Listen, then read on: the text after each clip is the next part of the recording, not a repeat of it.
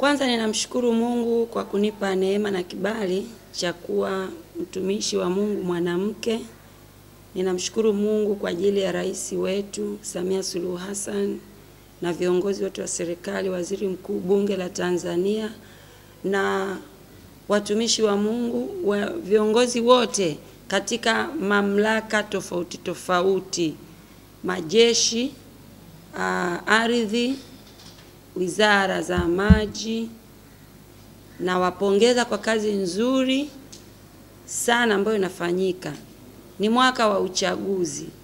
Mimi naitwa Dr. Olivia, ni nabii, kiongozi na mwanzilishi wa makanisa ya Repoimu Tanzania na ulimwengu mzima. Nini nafasi ya kanisa katika jamii? Ushauri wangu kwanza kwa wewe ambaye unatazama ujumbe huu, uwe ni kiongozi katika mamlaka yoyote ambayo unaiongoza. Jua ya kwanza, Mungu ni Mungu wa haki. Umeaminiwa utende haki. Umeaminiwa uhakikishe unadumisha amani katika taifa letu. Amani inaanza katika ngazi ya familia. Kama familia ikiwa na maadili mema, mwenendo mwema, wazazi kwa makundi tofauti tofauti wakikaa katika nafasi zao, nchi itapona, kanisa litapona na taifa litapona. Tunapoelekea katika kipindi hiki cha mwaka wa uchaguzi, wa viongozi wa dini, viongozi walioongoza nchi yetu inayo tunu ya amani na mshikamano, na pia nchi yetu inayo tunu ya vyama vya siasa.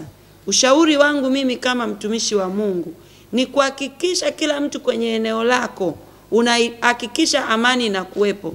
Amani ianze katika familia yako, ofisini kwako, kwenye eneo lako la kazi, la biashara.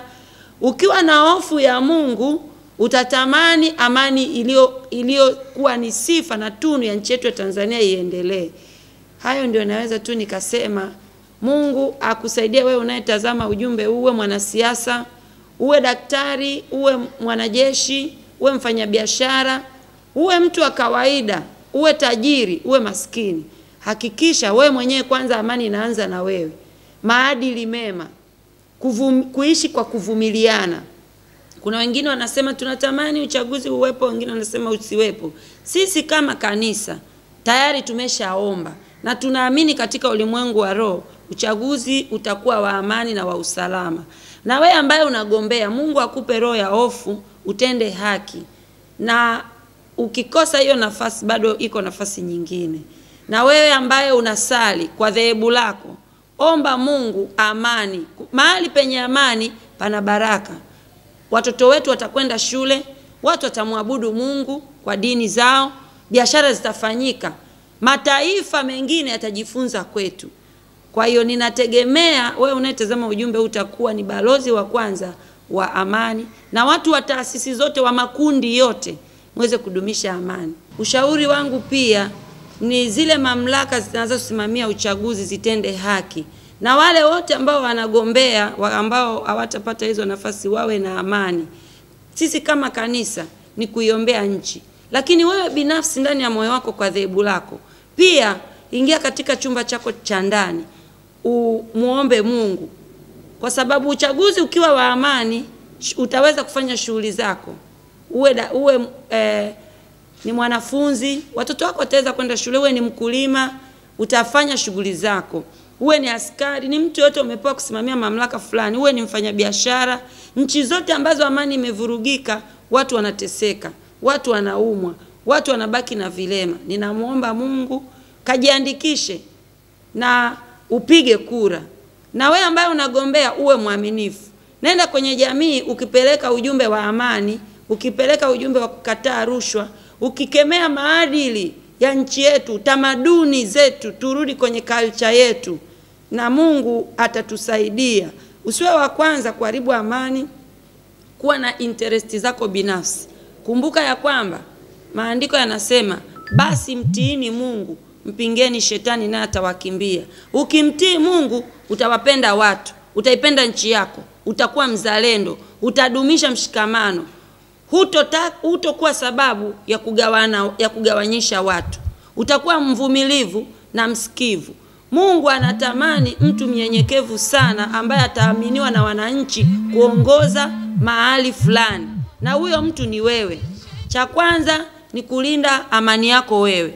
Watu wengi wana shida ya afya ya akili. Lazima ujiulize unaongea nini, unaongea na nani, na matokeo yatakuwa nini. Kama unajua hicho kitu unachokisema kitajeruhi watu, kitaharibu amani, usikifanye na Mungu akusaidie. Lakini zaidi tuwapeleke watoto wetu shule. Lakini zaidi tutunze rasilimali za nchi ambazo tunaaminiwa, kwenye mahospitali, kwenye majeshi, kwenye mabarabara. Tunza rasilimali ya nchi, kataa rushwa na Mungu atakubariki. Napatikana Dar es Salaam, Tanzania, Sinza. Ndipo makao makuu ya huduma yetu. Tunahubiri Injili, tunaombea watu wenye shida na mateso mbalimbali kwa makundi tofauti tofauti. Watu wa rangi zote, wa dini zote, na huduma ni bure. Na tulikirimiwa jina la Yesu, tukiliita watu wanapokea uponyaji. Ni kazi ambayo Mungu alitupa na Mungu alituamini kwayo. Na ile kazi ambayo Mungu amekuamini wewe unaitazama kipindi hiki, fanya kwa uaminifu na utaona neema ya Mungu. Waleteni watu wenye shida na mateso mbalimbali, addiction mbalimbali, watoto wanakusumbua, hauna kazi, umefungwa, unaweza kuwa unaishi, kuna eneo la kiuchumi umepigwa. Kama hujapigwa eneo la kiafya, umepigwa eneo la kimahusiano. Migogoro ya kifamilia, kugombea ardhi, mirathi, magonjwa ya kutisha ambayo adui ameachilia katika maisha yako, kukataliwa, kutokuzaa, magonjwa ya kurithi, wengine wana majali, vichaa, magonjwa yote Yesu anaponya.